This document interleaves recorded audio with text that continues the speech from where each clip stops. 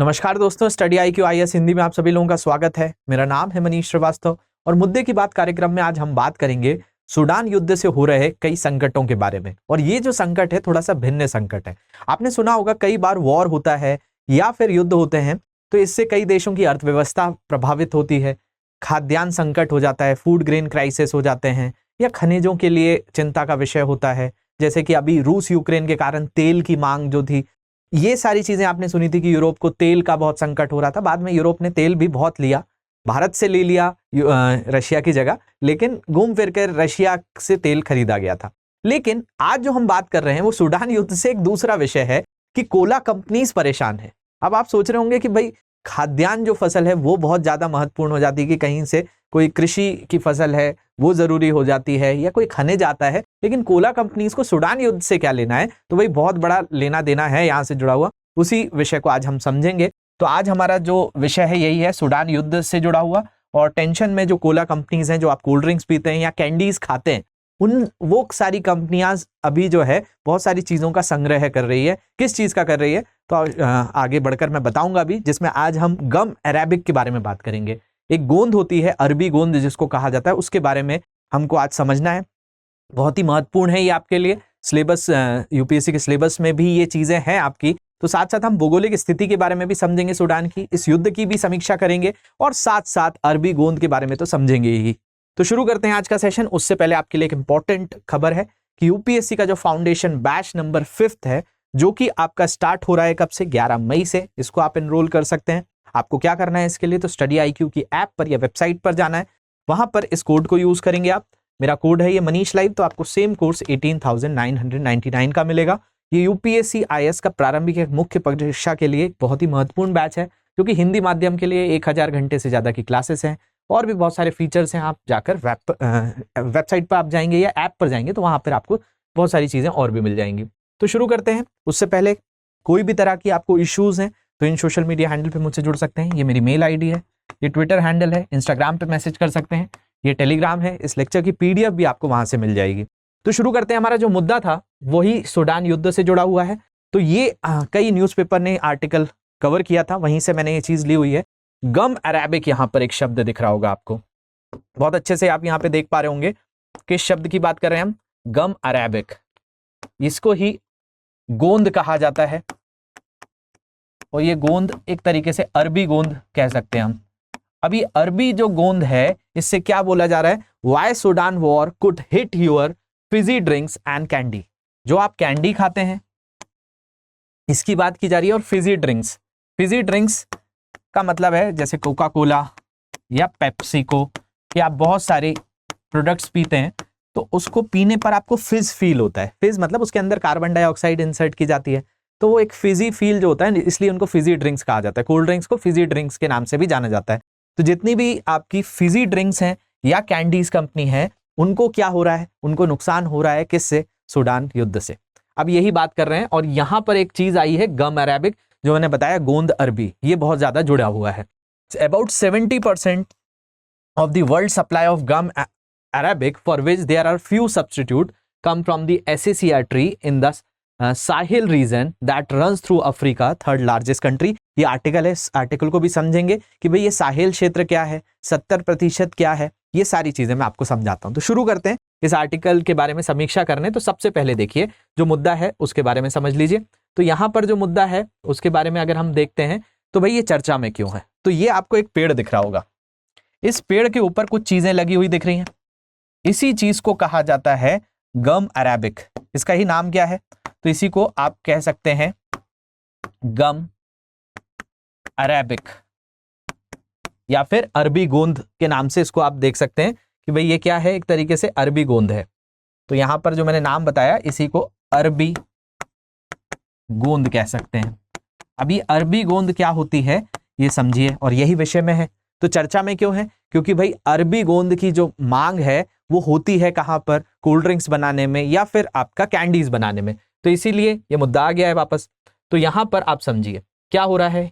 यहां पे ये हो रहा है कि सूडान संघर्ष के बाद जो कोका कोला है या पेप्सिको जैसी कंपनियां अगले 3 से 6 महीनों के लिए मांग को पूरा करने के लिए गोंद अरबी की आपूर्ति कर रही है। अब यहाँ पे वही चीज आ गई कि भाई ये जो चीज मैं आपको बता रहा हूं यहाँ पर आपको जो पेड़ पे लगी हुई नजर आ रही है, इसी चीज को क्या कहा जाता है, ये आपकी गोंद अरबी कहलाती है। ये गोंद अरबी जो है, जिसको अलग अलग नामों से जाना जाता है, इसी को इंग्लिश में आपको कहीं पर गम अरेबिक मिल जाए तो आप समझ जाएंगे कि इसी की बात हो रही है। अब ये एक बहुत ही महत्वपूर्ण पदार्थ है। ये क्या होता है कि जो आप कोल्ड ड्रिंक्स पीते हैं या कैंडी खाते हैं, उसमें ये अरबी जो गोंद है इसको मिलाया जाता है और ये उसको एक टेक्सचर देती है, उसको एक आकार देती है। जो आप उसको पीते हैं उसमें ये घुला रहता है, तो ये घुलनशील पदार्थ है जो इसके अंतर्गत पाया जाता है। तो जितनी भी कोल्ड ड्रिंक कंपनीज है, कैंडी कंपनीज हैं, वो इसका उपयोग करती हैं और ये सबसे ज्यादा मिलता है कहां पर, सूडान क्षेत्र में, इसलिए ये चर्चाओं में आया हुआ है।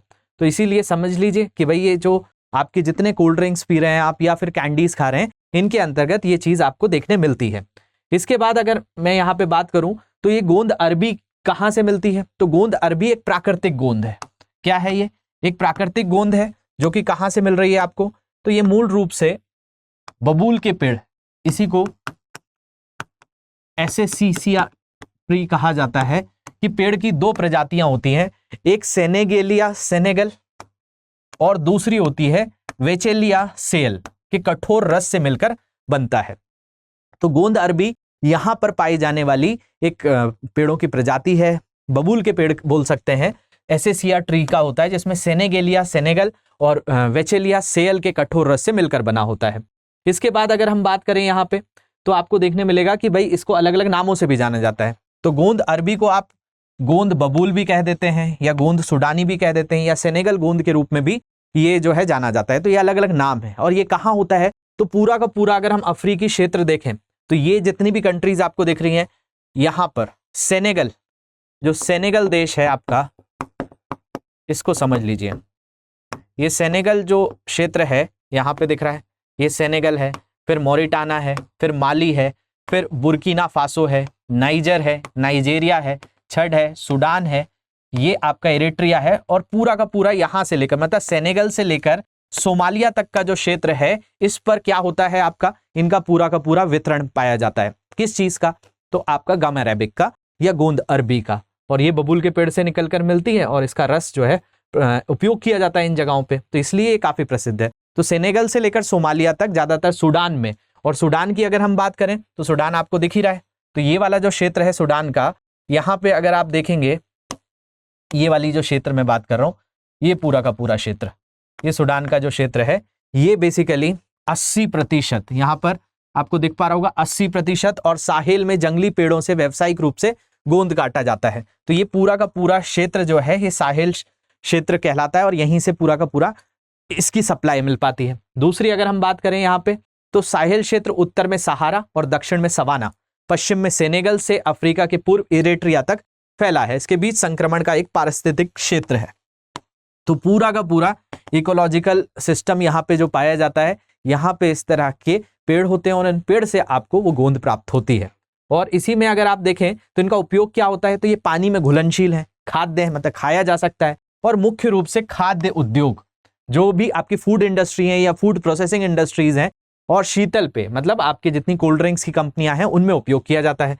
उसमें क्या होता है कि स्टेबलाइजर के तौर पर इनका उपयोग किया जाता है, जो भोजन और पेय सामग्री को एक साथ बांधने में मदद करती है। तो आपकी कोल्ड ड्रिंक में आपको ऐसे अलग अलग चीजें नहीं दिखती, क्योंकि आप कोई ऑरेंज कलर का कोल्ड ड्रिंक देख रहे हैं तो उसमें कुछ ठोस पदार्थ कुछ अलग दिख रहे हैं, जल पदार्थ कुछ अलग दिख रहे हैं। जैसे जूस वगैरह पियेंगे तो उसमें देखने मिलता है कि भाई थोड़ा अलग हो जाता है, लेकिन ये एक रूप में मिला हुआ रहता है। तो ये मिलाने का काम कौन करता है, तो यही गोंद इसको मिलाने का काम करती है। दूसरा, ये पारंपरिक लिथोग्राफी, इसका उपयोग एक और चीज में होता है, लिथोग्राफी। लिथोग्राफी का मतलब आपका जो चट्टानें होती हैं उन पर कई तरह की पेंटिंग्स जो की जाती हैं, जैसे आपने कई जगहों पे देखा होगा भीमबेटका के अंतर्गत, या भारत में ऐसे अलग अलग क्षेत्र हैं जहां पे शिलालेख लिखे गए हैं, तो उसमें भी उपयोग किया जाता है। तो लिथोग्राफी में एक प्रमुख घटक है और इसका उपयोग छपाई, पेंट, ग्लू, सौंदर्य प्रसाधन, कॉस्मेटिक इंडस्ट्रीज या विभिन्न औद्योगिक अनुप्रयोगों में किया जाता है, जिसमें स्याही और कपड़ा उद्योगों में चिपचिपापन नियंत्रण शामिल होता है। साथ साथ सबसे ज्यादा जो इस्तेमाल किया जाता है वो काय में किया जाता है, तो आपके पेय पदार्थ मतलब कोल्ड ड्रिंक्स और कैंडीज में किया जाता है। सूडान की अगर स्थिति देखें तो सूडान आपको देखने मिलेगा कि कहां पे आता है, तो सूडान की स्थिति ये है। सूडान एक ऐसा देश है जो आपको कई देशों के साथ सीमा साझा करता हुआ दिखेगा। यहाँ पे आप देख रहे हैं तो इसके उत्तर पश्चिम क्षेत्र पर लिबिया है, इसके पश्चिमी क्षेत्र पर सर्ड है, और यहां पर आपका दक्षिणी पश्चिमी क्षेत्र पर देखेंगे तो यहां पर आपको सेंट्रल अफ्रीकन रिपब्लिक देखने मिलेगा, मतलब मध्य अफ्रीकी गणराज्य यहां पे मिलेगा। साउथ सूडान इससे अलग हो गया है, इथोपिया के साथ ये सीमा साझा करता है, इरिट्रिया के साथ और मिस्र देश के साथ, और यहां पर आपको देखने मिल रहा होगा लाल सागर। तो ये महत्वपूर्ण चीजें जो हैं उसके साथ होती हैं। अब ये आपको तो पता चल गया कि भाई 80% क्षेत्र सूडान में एसेसिया ट्री से आपको गोंद मिलती है। लेकिन अभी ये युद्ध क्यों चल रहा है? युद्ध के कारण ये सारी मांग जो है, जो सारे देशों में जाता था, वो ठप पड़ गया है, क्योंकि वहां पर अभी पूरी एडवाइजरी जारी कर दी है, लोगों को घर से निकलने को मना किया गया है। और ये युद्ध चल क्यों रहा है? तो ये युद्ध के पीछे भी आप कमेंट सेक्शन में मुझे लिखकर बताएंगे, तो इस युद्ध पर भी हम एक सेशन कवर कर लेंगे। लेकिन अभी जो युद्ध है वो ये दो व्यक्तियों के बीच में एक तरीके से घमासान चल रहा है सूडान युद्ध में। ये व्यक्ति कौन है? तो इनका नाम मिलेगा आपको।